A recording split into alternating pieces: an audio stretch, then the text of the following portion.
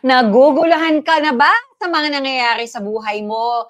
Like, hindi ka ba makatulog, kaiisip sa mga problema mo? Naku, meron kaming tips para makatulong sa'yo magkaroon ng peace of mind and hope sa situation mo. Kaya samahan nyo kami tonight sa isang meaningful kwentuhan. Ako po si Sonja Khalid. Hi, Sonja! Ako naman si Camila Kim Galvez. Good evening sa inyong lahat. Yayaan nyo naman yung mga family and friends nyo na mag-join sa ating kwentuhan tonight. And if you have any prayer requests, you know we are live right now, so we can pray for your prayer requests. Feel free to comment them below para maipag-pray namin yan mamaya. Importante po na, we pray for our concerns, lalo na kung may mga problema tayo. Like, for example, financial struggles, may broken relationships, mental battles, health challenges, sickness, you name it. It would be our privilege to pray for you. Correct. I agree, Camila. No? Kasi pag may pinoproblema tayo, madali talaga tayong mawalan ng peace. Hindi tayo makatulog, hindi tayo makafunction ng maayos. Yung iba hindi makakain, nakatulala na lang, mabigat yung pakiramdam. That's why we need God's help. Kaya we should ask Him for His help. Yes. Speaking of that, we need God's help. No? There was a time, ganun din I was worrying because I found out the doctor told us that our daughter had ITP. Basta it's some technical term, purpura. And so parang it's an autoimmune condition na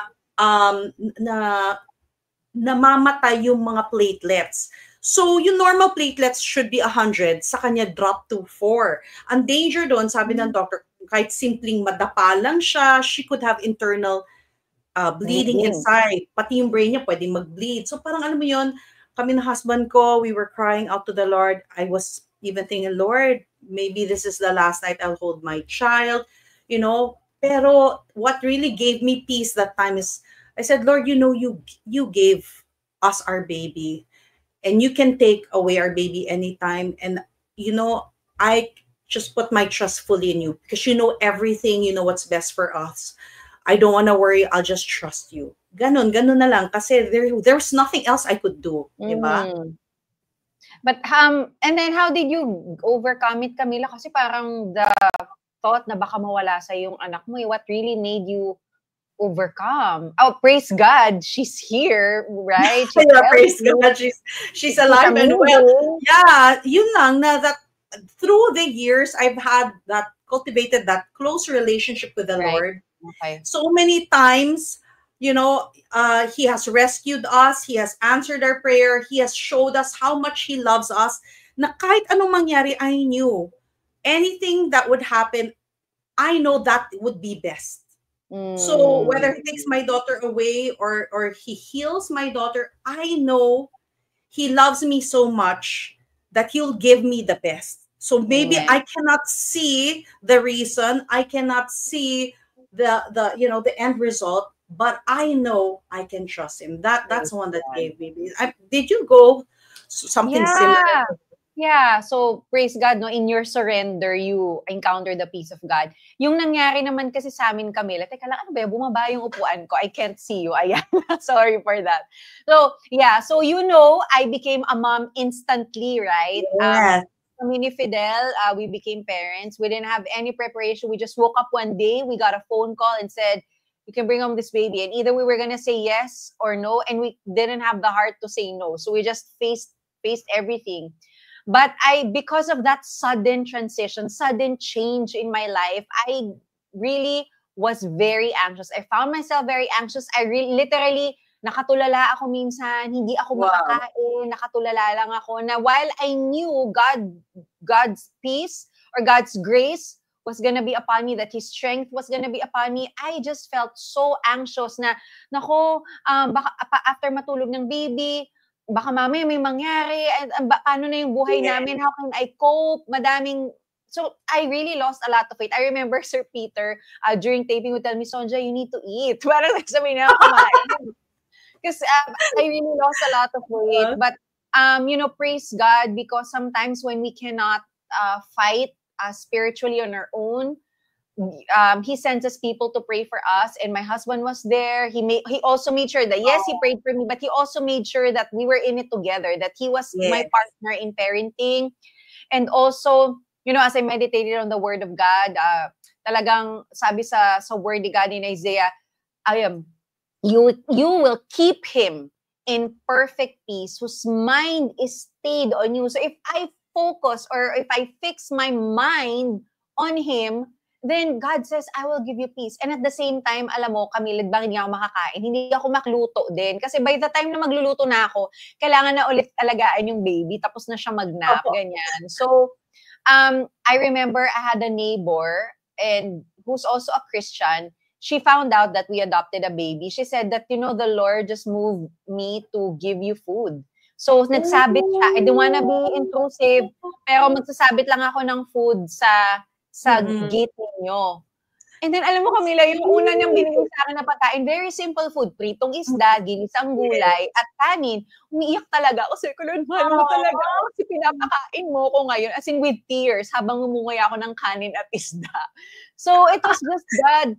Really, it was his tangible expression na I am taking care of you. And you can do this not by your own strength, but you will be able to become the mom that you need to be because I will empower you. So it's really God who really, si Lord lang talaga. Kayang-kaya nga talaga ni Lord, kagaya ng theme natin ngayong telethon, diba? So yun, praise God.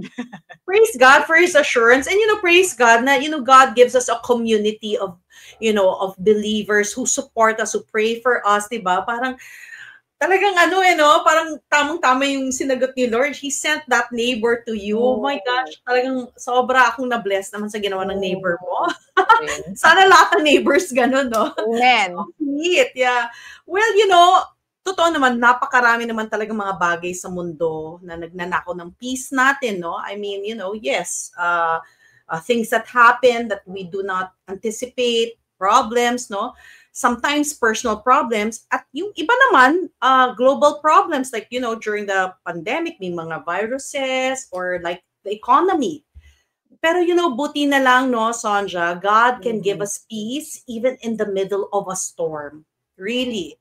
Because our peace is not rooted to our outward circumstances, but on God's character, that He will never leave us, He will never forsake us. That's His promise. At yung peace na binibigay ni Lord, it's not temporary. It's always there, even in the midst, diba? In the midst of the problem, He can give us that peace. In fact, one of God's names is Jehovah Shalom, you know. The Lord is peace. That's the meaning. Ibig sabihin nito, si God mismo ang source ng peace natin. Diba? Right, Camila. At alam mo, mababasa natin yung Jehovah Shalom in Judges 6. Saan yan? Sa Bible. Ito yung when God gave Gideon a huge task to lead the Israelites against the Midianites. Nako, pero syempre si Gideon, takot siya, di ba? Hindi siya brave. Feeling niya kasi, ang hirap-hirap at saka hindi niya kayang gawin yung pinapagawa ni Lord sa kanya. It was too big of a task for him. And paulit-ulit siyang nanghihingi, Lord, tama ba? Bigyan mo ko ng sign, ang daming signs. At paulit-ulit din naman ni Lord na pinapatunayan na, yes, Gideon, this is my will. So, sumunod ka na lang. Yes. At saka ilang beses din sinabi ng Diyos kay Gideon na sasamahan at tutulungan niya si Gideon sa mismong mission na ito. Sabi nga sa Judges 6:24, and Gideon built an altar to the Lord there and named it Yahweh Shalom, which means the Lord is peace. Diba? I love that. Kapag alam mo talagang sasamahan at tutulungan ka ng Diyos, magkakaroon ka ng peace sa puso mo. And in the midst of the storm, even when everything seems to be falling apart, you're steady because you are standing on the foundation of God in your life, and siya yung peace sa buhay mo. At alam mong malalagpasan mo yung mga problema dahil kasama mo si Lord at kakampi mo siya. Yes, but that happens when you have an intimate relationship with Him. You know, growing up, I just felt like, you know, yes, God is there. Maybe I'll see Him when I die, di ba? Parang ganon. Pero I didn't really know Him. And, you know, when we get to know the Lord, first, you know, God never forces Himself on us. He's there, you know, His word says, oh, behold, I'm here. I stand at the door and knock. Whoever opens the door, you know, I shall come in. So, you know, God will not force Himself inside our hearts. And He didn't make us into robots to love Him automatically, but God wants us to choose to open the door of our heart, invite Him in, di ba? And choose to make Him the Lord of our life. Kasi we are the ones deciding on our life. Itong gagawin ko, ito yung taong papakasalan ko, this is the business I'm gonna do, di ba? But God wants to be the partner in everything. In fact, He wants to be the captain in our life. At i-surrender lahat yun. And when we do, you know, He gives us that peace. Kasi alam natin, God knows the past, present, and future, and He loves us so much. Right. I wanna emphasize what you said, Camila, no? True peace really starts with having a relationship with God. Because how can you have peace? How can you trust someone you do not know? Someone na hindi mo, wala kang relationship with. And if you're here and you're saying, you know what, Camila and Sonja, just like Gideon, I want to experience the peace of God. Again, it starts with a relationship with Him first and foremost, before His peace can overwhelm you. So if that's you and you're saying you want to receive Jesus in your life as your Lord and Savior and begin this intimate relationship with Him, pray this simple prayer with us. Lord God, thank you for sending your Son, Jesus Christ, the Prince of Peace. Thank you that you are Jehovah Shalom. Today, God, I'm declaring, Lord, I repent. Forgive me for all my sins. And today, I invite you, Jesus, in my life, in my heart. I receive you as my Lord and Savior. Jesus, thank you that you lived the life that I should have lived. You died the death that I should have died on the cross. And on the third day, you rose again so that I can have a relationship with you, so that I can have your peace in my heart, your peace ruling over my life in every situation of my life. So today, Holy Spirit, help me. Help me to live a life that honors you. Help me to live a life that has you as my peace in every situation. I receive your peace as I make you Lord of my life and Savior of my life. In Jesus' name I pray. Amen. Amen. Sumabay ka ba sa prayer ni Sonja at tinanggap niyo si Jesus bilang Panginoon at tagapagligtas ng buhay niyo? If yes, type yes, tinanggap ko si Jesus sa comment section below. We also encourage you to join a Bible study group. You know, in this Bible study group, they will teach you about the Bible. Mas makikilala niyo yung Panginoon, yung promises niya, yung character niya, and just how much He loves you. So if you want to join the Bible study group, just comment BSG below and we will reach out to you and connect you to a group. Tama. Alam mo, Camila, joining a Bible study group, napaka-helpful talaga. Kasi like I said kanina, we also need a community of people who prays for us, who encourages us when we're anxious, when we're having a hard time being in peace. Diba? Peace ng Panginoon. Kailangan natin mga tao sa paligid natin who will point us to the Prince of Peace, to Jehovah Shalom. So makakatulong in dealing with our problems, may mga masasabihan ka ng problema mo, makakarinig ka rin ng encouraging stories ng ibang tao kung paano ba nila na-overcome yung mga problema nila through the help of God. Syempre, magkakaroon ka din ng godly advice from your Bible study leaders. That's true. At tuturuan din kayo ng Bible study leaders nyo ng lessons mula sa Bible. And they'll be able to explain this for you. Importante kasi yung pagbabasa at pag-aaral ng Bible each day, each day, because God's word says, you know, meditate on my word day and night. You know, that protects us, that it gives us a compass, no, on how to lead our lives so that we'll have successful lives, no? And He will be able to protect our peace. Ayan. Sabi sa Psalm 119 verse 165, great peace have those who love your law, and nothing can make them stumble. O, diba? What does this mean? Kapag kasi binabasa mo yung Bible, mas makikilala nyo ang Diyos. At kapag mas kilala mo na ang Diyos, you know, mas madali magtiwala sa Kanya. It's just like, you know, our children. Our children have perfect trust on us kasi they know us intimately. They know how much we love them.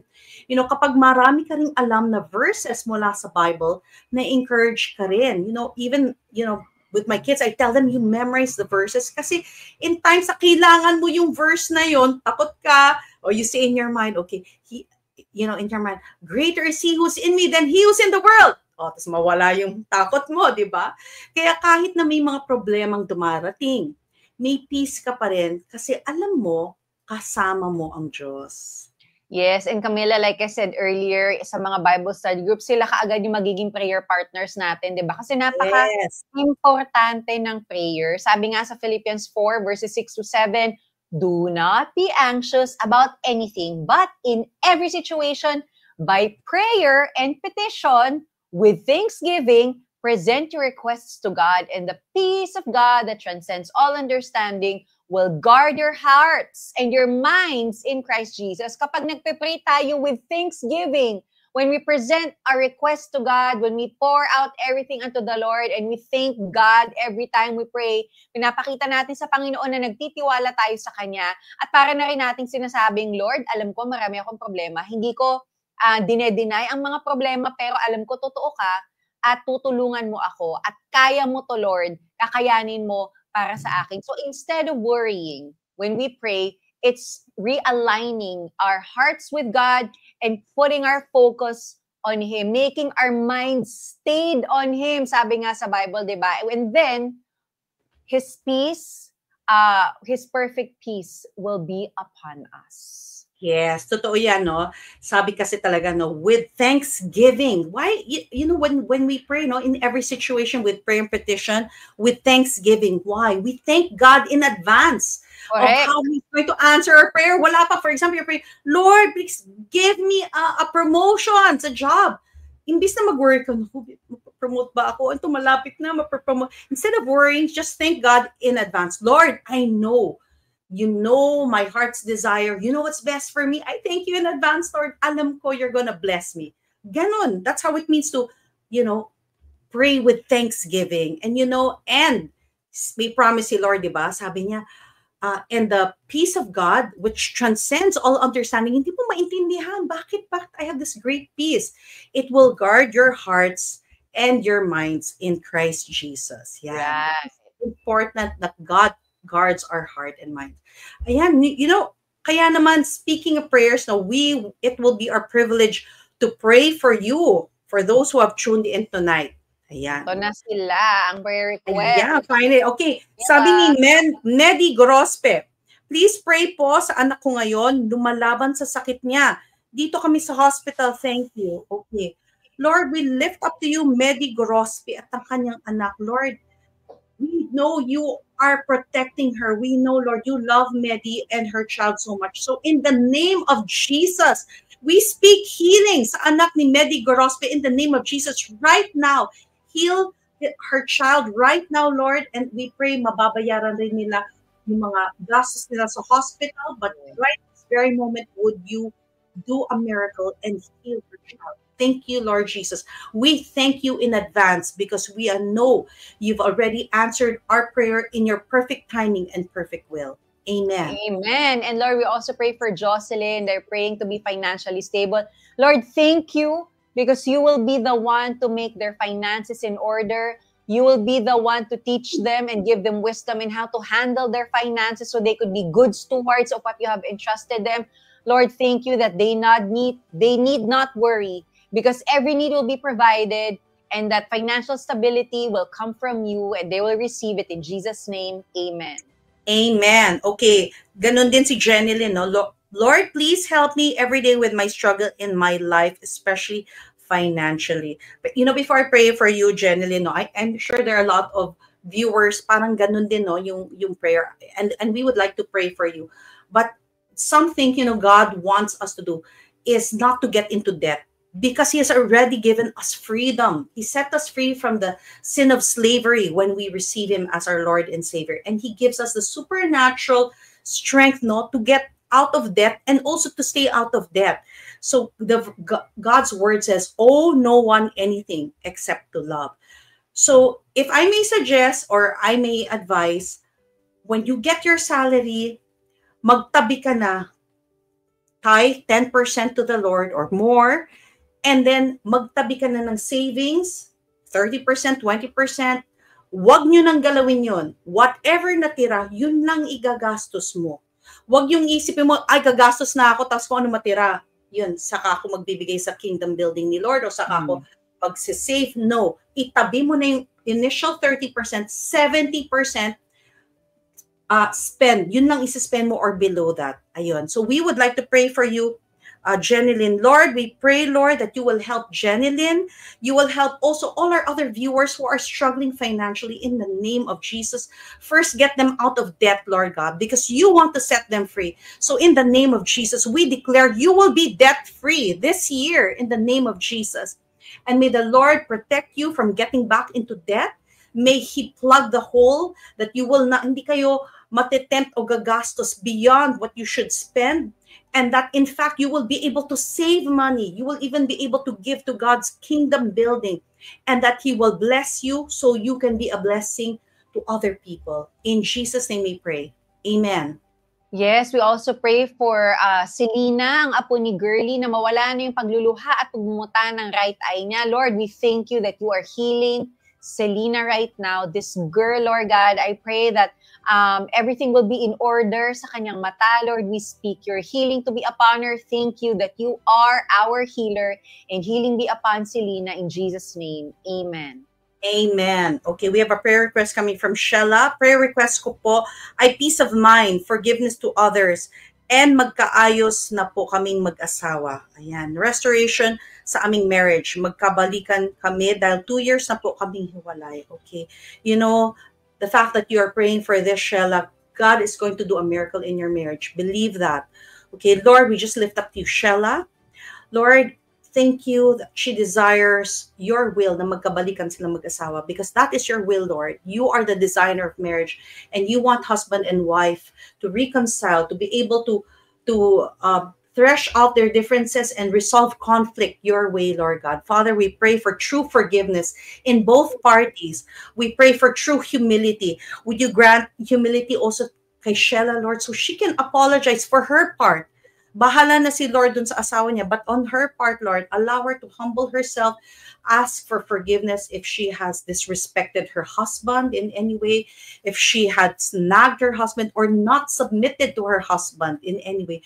Would you teach her how, Lord God? And at the same time, would you speak to her husband and also humble him, Lord, that he can ask for forgiveness sa kanyang asawa for how he has hurt her, how he has shown how he has grieved her, Lord God. And Father, we pray that you will bless their marriage, you will restore it, and you will use them, their story, Lord, to bless other couples in the name of Jesus. Amen. Amen. And Lord, you also pray for Evangeline, Lord God, that you will just give her eyes to see and discernment kung ano ba, Lord, ang purpose mo para sa kanyang buhay. Lord, I know it starts with a relationship with you. So I know, Lord God, that you will reveal to her her unique talents, her unique gifts, and how she can use them purposefully for your kingdom. Lord, so I pray that you give her eyes to see, ears to hear, and a heart to perceive you. Lord, to understand your will for her life, Lord God, and the grace to obey you in every step that you need for her to take. Lord, we commit her to you, God, in Jesus' name. Amen and amen. Amen. Yes. At Camila, kung hindi natin sila napag-pray, hindi nila kailangan mag-alala dahil ang ating 24/7 na prayer center ay handang-handa. Ipag-pray kayo at mag-comment sa comment section. So just keep them coming. Yes, the prayer center is ready to pray with you 24/7. Wala silang pahinga. May shifting kasi, no? You can call them anytime you need prayers, advice, or just someone to talk to about your problems. You know, sometimes you're tempted, wala na akong hope. Just call. That's the Holy Spirit, telling you there is hope. Make that call. You can call them at 8737-07000. And if you are in Metro Manila, or message us here on the social media pages of the 700 Club Asia and CBN Asia. May satellite centers din ang prayer center sa Cebu, General Santos, and even caters to calls from overseas, no? Including the US and Canada. So just visit cbnasia.org to view the rest of the contact information. Ayan. Yes, at alam nyo ba na the prayer center also helps those who are looking for a church community. So pwede po kayo mag-reach out sa ating prayer center para makonect kayo sa isang church that can help you grow in your faith. And at the same time, the prayer center holds trainings, seminars about different topics like marriage, finances, at marami pang iba na makakatulong sa inyo. Kaya naman, we encourage you to support this ministry. Just visit cbnasia.com/give to learn how, or you can also scan the QR code right now that they will flash on your screen to know how you can be our partner. Ayan po ang ating QR code. So just scan the QR code so you can give and be a blessing to this ministry. Yes. God blesses us so that we can be a channel of blessing to others. Of course, ito na. Babatiin naman natin ang mga kasama natin tonight. Ayan, si Jericho. Gandang gabi po, Ate Camila and Ate Sonja. I miss you, Ate Camila, watching from Rizal. Alam mo si Jericho, yan, lagi siya nag-tune in sa show. Thank you for watching, Jericho. Minsan na sinasabi ni Jericho, hindi natin siya nababati. Ayan, Jericho, binati ka namin. Dapat naka-tune in ka para narinig mo yan. Oo. Ayan, sabi rin ni Jason, good evening po from Saudi Arabia po. Praise God for His goodness and faithfulness. Amen. And sabi ni Nobuaki, ni Moa, good evening po, watching here in Japan. Arigato, konnichiwa. Yes. Sabi naman ni Myra Andasan, gandang gabi po, ang pagod, madaling mapawi, basta kasama ko si Lord sa buhay naming mag-asawa araw-araw and I trust in the power of God. Amen. Amen talaga dyan. Sabi naman ni Connie, another viewer from Japan, hello po, good evening, watching from Japan. Sabi naman ni Bauzon, Marilyn, I'm watching from Israel. Thank you, Lord, sa pagmamahal sa amin. Salamat sa lahat ng blessing in Jesus' name. Amen. And we would also like to thank our generous donors who sent FB stars. Si Liz Ret Fabular sent 100 stars. Thank you. And Alyssa Boad sent 10 stars. Thank you. Yes, thank you as well to Evangeline Tamaki. Nagpadala 500 stars. Thank you. Ayan. Ito naman, ito something that we're really excited to hear about of those people who pray to receive Jesus as their Lord and Savior. So ito, yes, tinanggap ko si Jesus. Congratulations to Shella, Annalyn, Lizret, Michael, Malu, Sheila Marie, Mike, Mine, Nobuaki, Zeph, and Myra. Congratulations sa heaven. I'm rejoicing right now. And ito naman, Camila, those who expressed that they want to join a Bible study group so they could grow in their faith. Thank you to MJ, si Zeph, si Shalom Mani, si Joshua, Sel, Dory, Joanne, May, Celedonia, Noemi, Mine, Evelyn, Safara, Mike, Tonet, Nobuaki, and Marilyn. Just keep your inbox open, no, so that you can see and read the message of our prayer center representative so we can connect you to a Bible study group. Yeah. Yan. And Camila, nako, that is a wrap for our pre-show kwentuhan ngayong telethon. Grabe, no? Napakami natin natutunan these past 10 days. Kaya naman, kung gusto nyo pong balikan ang ating previous episodes, pwede nyo pong balikan yan. I-check nyo lang sa social media pages ng The 700 Club Asia at CBN Asia. And you can also watch, ito nga, yung mga live shows from the previous telethons. Pahabol, Camila, maraming salamat kay Riza Murata na nagpadala ng 50 Facebook stars. Wow. Thank you. But wait, there's more. Abangan ang last live TV special ng Kaya ni Lord yan, Mamayang Midnight. Mapapanood nyo rin ang iba't ibang true stories kung paano kumilos ang Diyos sa buhay ng mga taong nagtitiwala sa Kanya. Mapapanood nyo ito sa The 700 Club Asia sa GMA. Yes, pwede rin kayong manood ng live. Napakadali pong panuorin ng aming mga telethon. No? We are live on the Facebook pages ng 700 Club Asia, CBN Asia. We are also live sa YouTube channel ng The 700 Club Asia. At hindi lang yan. Live na live din kami sa aming website na cbnasia.org/live-tv. Kaya naman, be with us tonight. Maraming salamat. We will see you sa next telethon. God bless you, everybody. God bless you. Bye-bye. Thanks for joining us. Happy weekend.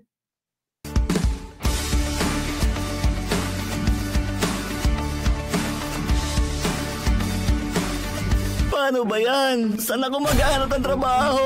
Wala pa man din akong ipon. Paano ng pamilya ko? Kalma lang. Kaya ni Lord yan. Live na mapapanood mula May 26, midnight, dito lang sa GMA. Ngayong Biyernes, pagkakita ko po sa kanya sa tindahan, nahuli ko po siyang may kahalikan na babae. Gusto kong gantihan yung babae dahil sa sobrang galit ko. Hi, my name's Chingitan, your wealth and life coach. Some people are asking me what's the difference between one-time giving and lifestyle giving. Kaya ni Lord yan. Biyernes, alas 12 ng gabi sa GMA.